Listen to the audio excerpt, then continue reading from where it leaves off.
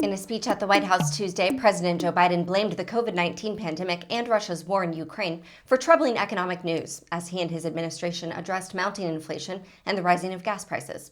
Former White House Chief of Staff Mark Meadows responded to President Biden's plan to fight inflation during a Tuesday appearance on Newsmax, where Meadows complained about reports that the Biden administration could lift Trump-era tariffs on China to lower costs for Americans. Take a look.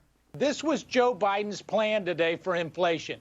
Blame Senator Rick Scott, talk about ultra MAGA, and then ultimately what he said is, here's his plan. He's going to make Chinese goods cheaper so that it will help the American people buy something at less, at less of a cost. I mean, you can't make this stuff up, and yet they have to have an enemy because they don't have a record to run on.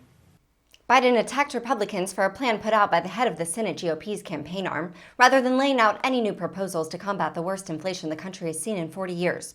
During his speech, the president pointed to several steps his administration has already taken to bring down gas prices, including directing the release of 1 million barrels of oil per day from the Strategic Petroleum Reserve and enacting emergency measures to expand biofuel sales during the summer.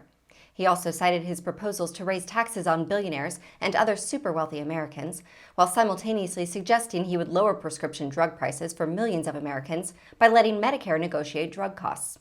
However, many of those proposals face a dead end in Congress, and the president expressed frustration that Democrats don't have the votes needed to pass legislature in the Senate.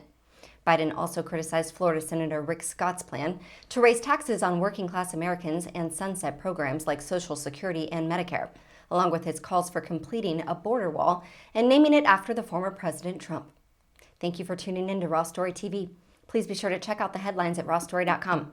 Stay informed and tap below to take action by liking, subscribing, and joining all those who like their news raw too.